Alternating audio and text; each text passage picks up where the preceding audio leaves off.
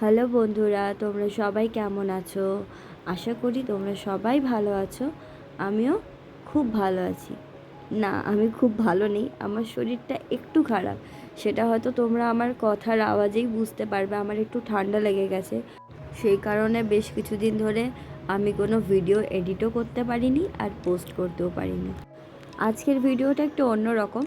আজকের ভিডিওতে কোনো রান্নাবান্নাও থাকবে না, আর কোনো সংসার জীবনের কথাও থাকবে না, কি যে এই আমি রান্না করলাম, এই স্নান করতে যাব, এই খাবো।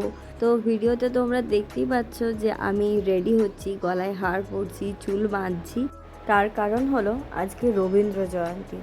তো ভিডিওটা আমার পোস্ট করতে একটু বেশ দেরি হয়ে গেল, তোমরা একটু ক্ষমা মার্জনা করে দিও। আজ আমার একটা প্রোগ্রাম আছে রবীন্দ্র জয়ন্তী উপলক্ষে, তো সেই জন্যই আমার মেকওভার চলছে। শুধুমাত্র আমি নয়, আমার বোনের সমস্ত স্টুডেন্টসরা রেডি হচ্ছে, কারণ ওরাও পারফর্ম করবে।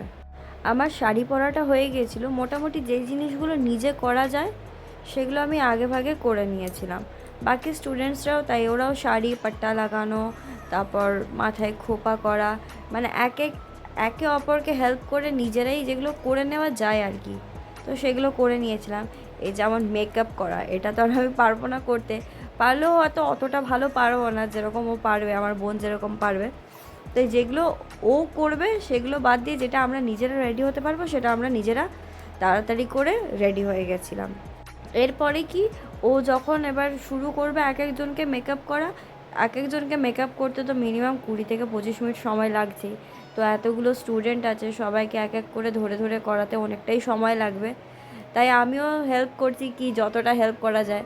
নিজেরটা যেমন তেমন হয়তো পারবো না ভালো, কিন্তু তবুও যদি অন্যেরটা করলে সাহায্য হয়, তাই আমিও মনের কয়েকটা স্টুডেন্টকে মেকআপ করে দিলাম। এই যে দেখো, আমার মেকআপ প্রায় হয়ে গেছে।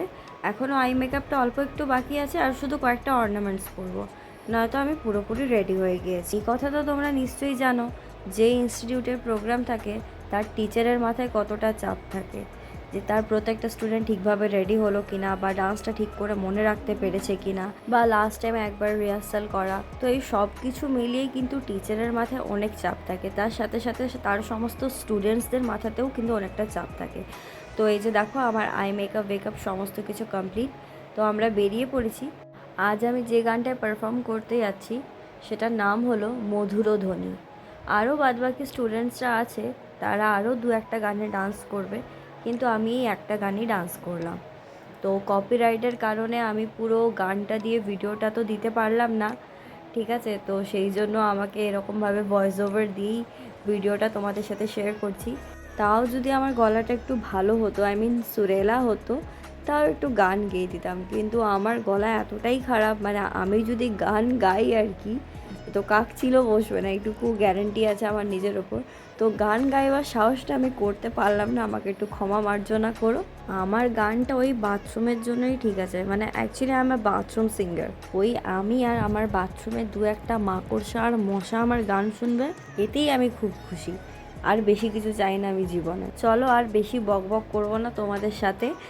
আর সবাইকে অনুরোধ রইল ভিডিওটা পুরো দেখবার। আজকের ভিডিওটা তবে এই পর্যন্তই, দেখা হচ্ছে খুব শিগগিরই পরের একটি ভিডিওতে। ভিডিওটা কেমন লাগলো অবশ্যই কমেন্ট করে জানিও। ভালো লাগলে লাইক করো, শেয়ার করো, কমেন্ট করো। Bye bye, take care.